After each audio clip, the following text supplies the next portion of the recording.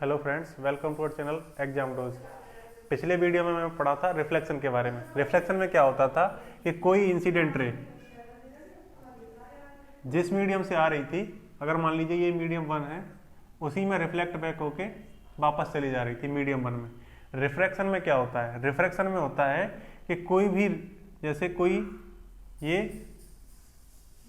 Medium 1 है, ये medium 2 है, 1 एंड 2, ये 1 मीडियम है, 2 मीडियम है, तो यहां से कोई रे आएगी तो कोई भी सरफेस परफेक्टली रिफ्लेक्टिंग नहीं होती, तो कुछ पोर्शन उसका रिफ्लेक्ट होता है और कुछ पोर्शन उसका रिफ्रैक्ट होता है।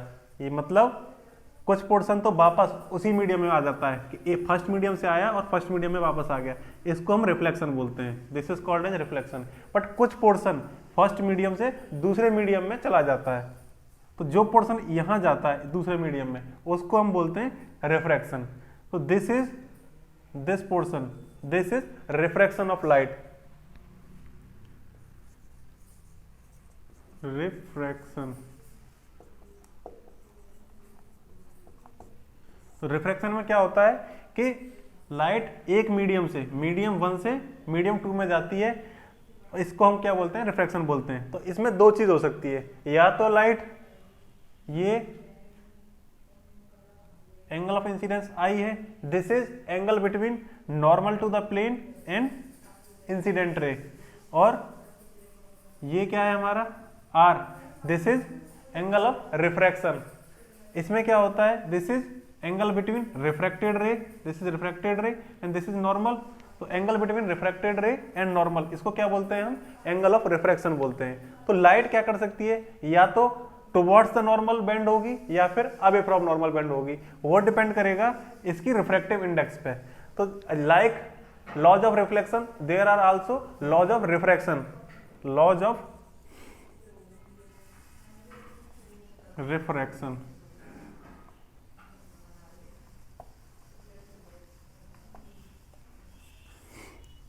एक लॉ तो सेम होता है रिफ्लेक्शन और रिफ्रैक्शन में, वो क्या होता है? Like reflected ray, incident ray and normal all lie in the same plane. Similarly यहां भी रिफ्रैक्शन में भी क्या होता है? Refracted ray, this is refracted ray and this is incident ray and this is normal, all are lying in the same plane. So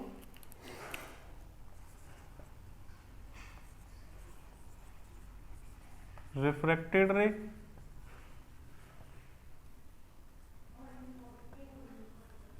incident ray and normal all lies on the same plane। दूसरा law क्या होता है? दूसरा law ये होता है कि ratio of sine of angle of incidence and sine of refraction. Ratio of sine of angle of incidence, sine i and sine r. I क्या है? एंगल ऑफ इंसिडेंस, आर क्या है? Angle of refraction. ये किसके बराबर होता है? Refractive index of medium 2 with respect to 1, n/1। This is refractive index of medium 2 with respect to 1। इसको हम क्या बोल सकते हैं? n2/n1। अब ये n2 क्या है? n2 है refractive index of medium 2 with respect to vacuum, and refractive n1 क्या है? Refractive index of medium 1 with respect to vacuum. कभी कभी हम एयर को वैक्यूम कंसीडर कर लेते हैं क्योंकि एयर का रिफ्रैक्टिव इंडेक्स नियरली 1 के आसपास होता है। तो ये n2 और n1 क्या है मैं आपको बता चुका हूं। This is refractive index of medium 2 with respect to vacuum and this is refractive index of medium 1 with respect to vacuum. तो स्नेल्स लॉ, इसको हम क्या बोलते हैं? स्नेल्स लॉ भी बोलते हैं, स्नेल्स लॉ भी बोलते हैं इसको हम। तो स्नेल्स लॉ क्या बोलता है कि ratio of sine of angle of incidence to the sine of angle of refraction, this is equal to refractive index of medium 2 with respect to 1। तो अगर ये रिफ्रैक्टिव इंडेक्स ऑफ 2 जो मीडियम 2 है, ये हमारा अगर डेंसर हुआ, अगर ये मीडियम n2 ये डेंसर हुआ n1 से, तो क्या होगा? ये हमारा रेशो n21/n2, ये n21 ये क्या हो जाएगा? ग्रेटर देन 1 हो जाएगा। If n2 is greater than n1, if n2 is greater than n1 then n21 will be greater than 1। इस केस में क्या होगा, अगर ऐसा हुआ कि n21 is greater than 1 then sine i by sine r will be greater than 1। अगर ऐसा हुआ तो हमारा angle of incidence I will be greater than angle of refraction. Angle of incidence will be greater than angle of refraction. अगर angle of incidence greater than angle of refraction होगा तो इसको क्या बोलते हैं, light is bending toward the normal.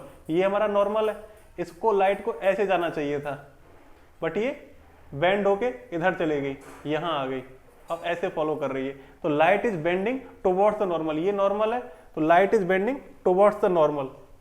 तो so if light is moving from lighter medium to denser medium, I am talking about optical density. Optical density is different from the mass density. So if medium is denser, this medium is optically denser than this medium. So if light is moving from this medium, one medium 1 to medium 2, so this is high density medium, high optical density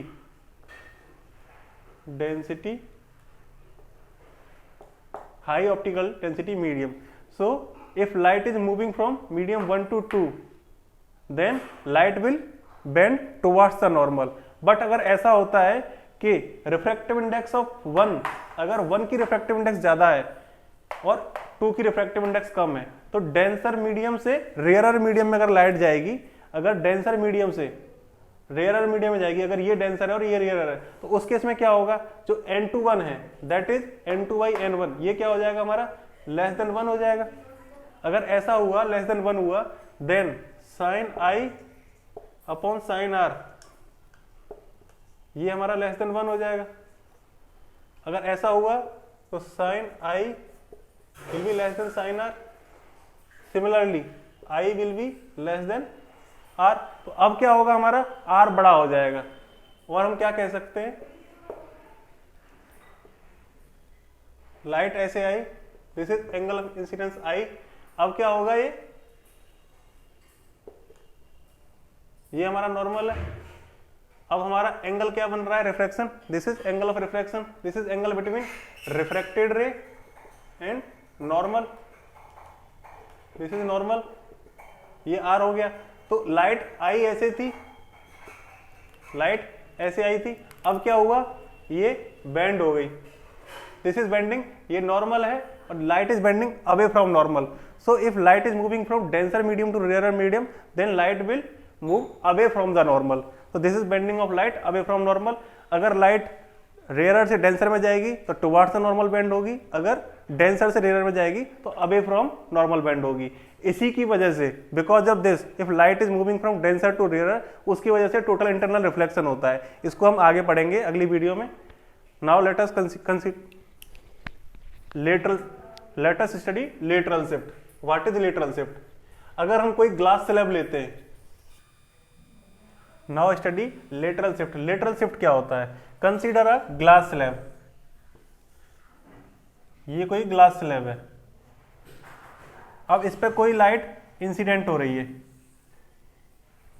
if a light is incidenting on a glass slab, ये normal है, normal to glass slab, तो ये हमारा क्या हो जाएगा, angle of incidence हो जाएगा आई। एंगल ऑफ इंसिडेंस किसके बीच में होता है? इंसिडेंट रे और हमारे नॉर्मल के बीच में, तो ये हमारा एंगल ऑफ इंसिडेंस हो गया। अगर ये मान लीजिए कंसीडर करिए कि ये मीडियम 2 है, ये मीडियम 1 है, ये 2 इज डेंसर देन 1। अगर 2 डेंसर देन 1 होगा तो क्या होगा, लाइट किधर बेंड करेगी, टुवर्ड्स द नॉर्मल बेंड करेगी, तो ये हमारा R हो जाएगा, this is R, this is angle of refraction. So I और R, ये हमारा रिफ्रैक्टेड रे हो गई। अगेन ये हमारा normal two, this is normal,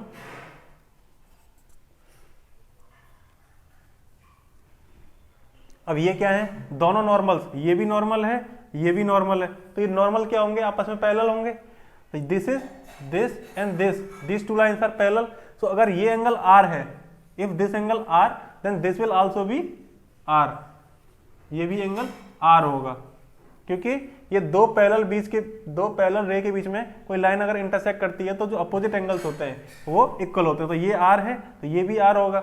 now this ray is acting as a incident रे।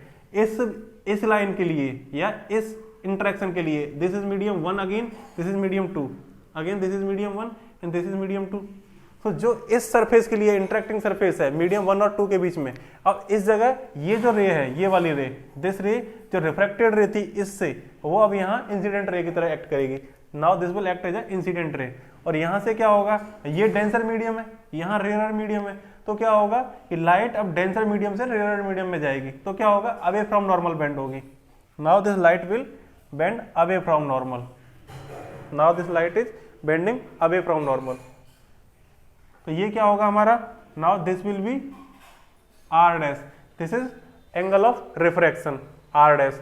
तो अब क्या होगा यहाँ पे, here let us see, we have already studied Snell's law. तो वहां पे क्या पढ़े थे हम, साइन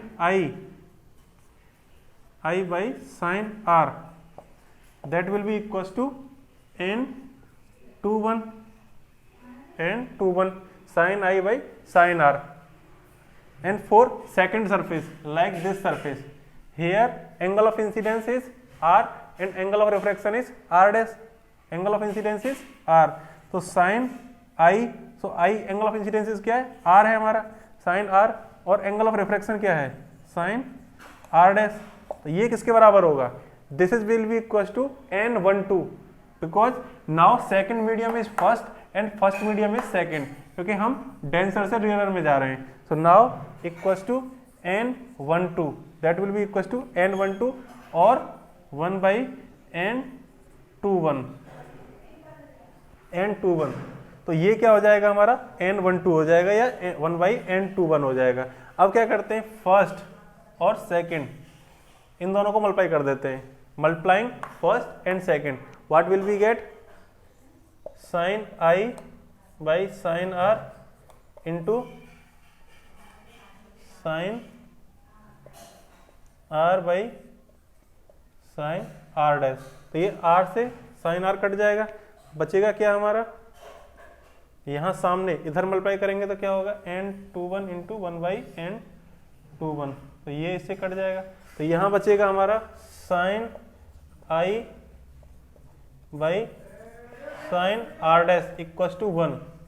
और इसको हम क्या कह सकते हैं, इसको हम बोल सकते हैं कि sine i equal to sine r dash. तो जो हमारा ये एंगल है आई है वो आर डैश के बराबर है। तो जिस एंगल पे रे इंसिडेंट हुई थी उसी एंगल पे रे रिफ्रैक्ट हो रही है फाइनली इस ग्लास स्लैब से बाहर।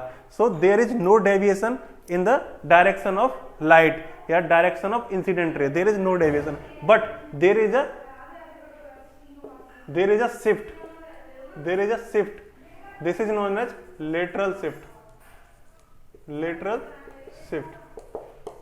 this is known as lateral shift। तो यहां पे कोई जो रे है इंसिडेंट रे है उसकी डायरेक्शन में कोई डेविएशन नहीं हो रहा है, बट एक शिफ्ट हो जा रहा है। So glass slab is acting as a lateral shift to this direction of incident ray, there is shift in the direction और शिफ्ट इन स्पेस।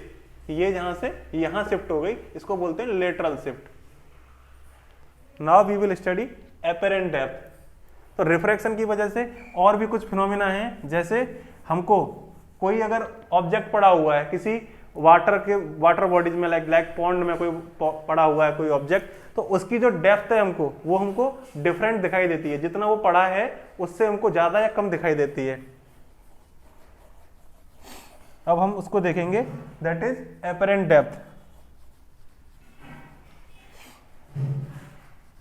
ये इससे पहले एपरेंट डेप्थ को पढ़ने से पहले हमको एक चीज समझनी होगी कि कोई भी चीज हमको दिखाई कब देती है।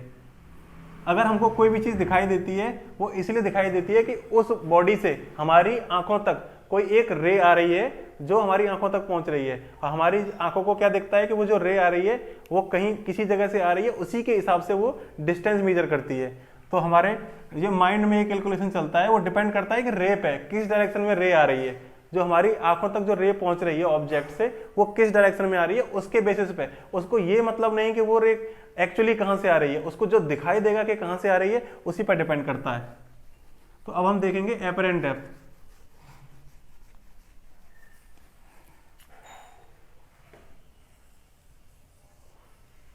लेट अस कंसीडर अ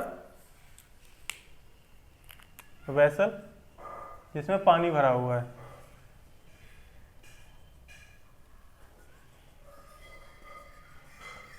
अब यहां पे कोई एक ऑब्जेक्ट पड़ा हुआ है, यहां पे कोई ऑब्जेक्ट पड़ा हुआ है, ये हमारा मीडियम 1 है वाटर, ये हमारा मीडियम 2 है एयर, मीडियम 2 एयर है और ये मीडियम 1 वाटर है। तो वाटर क्या है, is denser then air, this is a denser medium, this is a denser medium. और यहां कोई ऑब्जर्वर, यहां ऑब्जर्वर खड़ा हुआ है, तो ऑब्जर्वर को यहां से जो भी रे दिखेगी, यहां से जो भी लाइट रे इस ऑब्जर्वर की आई तक पहुंचेगी, उसके बेसिस पे वो इसकी हाइट बता पाएगा कि कहां पे ऑब्जेक्ट रखा हुआ है।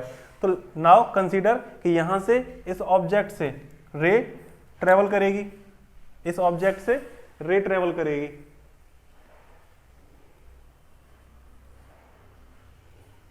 दिस इज नॉर्मल, यहां से रे ट्रेवल की, again now as I already told you this 2 medium, second medium is rarer because this is air and this is medium 1 is denser. When light is moving from a denser medium to rarer medium, तो क्या होगा, that will move away from the normal. तो यहाँ ये angle of incidence है, तो ये क्या करेगी, away from normal बेंड करेगी। यहाँ एंगल कम था, ये एंगल आज ज्यादा है।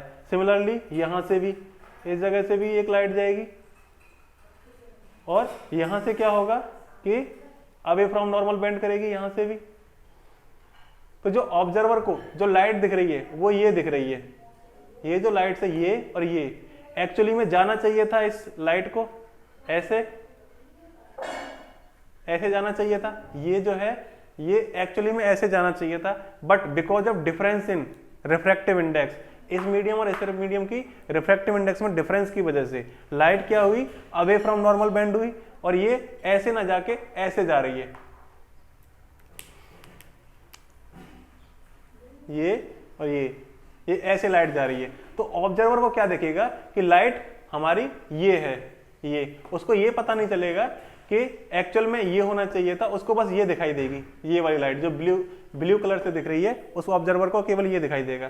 तो अब ये इसको हम पीछे एक्सटेंड करें, इस लाइट को हम पीछे एक्सटेंड करें ब्लू वाली को, तो यहां पे इस जगह इमेज फॉर्म होगी, तो इसको क्या बोलते हैं, वर्चुअल ऑब्जेक्ट, वर्चुअल ऑब्जेक्ट। तो जो ऑब्जर्वर है, ऑब्जर्वर को वो केवल उसको ये रे मिलती है, ये फाइनल रे आफ्टर रिफ्रैक्शन, उसको बाकी कुछ नहीं दिखता, उसको ये रे मिलती है। इस रे के बेसिस पे ही वो ऑब्जेक्ट की डिस्टेंस बता पाएगा। तो उसको क्या लगेगा, उसने एक्सटेंड किया इस लाइट को पीछे की तरफ, तो उसको क्या देखा कि ऑब्जेक्ट हमारा यहां रखा हुआ है। तो पानी में ऑब्जेक्ट है एक्चुअली हाइट h पे, h ये एक्चुअल हाइट है, बट जो एपरेंट हाइट है वो h dash, this is h dash apparent height, तो ये एपरेंट हाइट है। तो जो एपरेंट हाइट है that is less than the actual height, तो this is due to the refraction. तो रिफ्रैक्शन की वजह से क्या होता है कि डेप्थ में भी हमको डिफरेंस दिखाई देता है, एक्चुअल डेप्थ हमको दिखाई नहीं देती है, this is due to refraction. ऐसे ही हमारा क्या होता है, जैसे सनसेट होता है या सनराइज होता है, उसमें भी डिफरेंस होता है, टाइम का कुछ डिफरेंस होता है। ऐसा क्यों होता है, क्योंकि जो हमारा एटमॉस्फेयर है उसकी रिफ्रैक्टिव इंडेक्स क्या होती है, अलग अलग होती है, because of temperature difference. Temperature difference होगा उससे डेंसिटी एयर की चेंज होती है, और डेंसिटी चेंज होने की वजह से रिफ्रैक्टिव इंडेक्स चेंज होती है। तो अब क्या होता है एक्चुअली में कि अगर हमारा सन ओरिजिन पे है,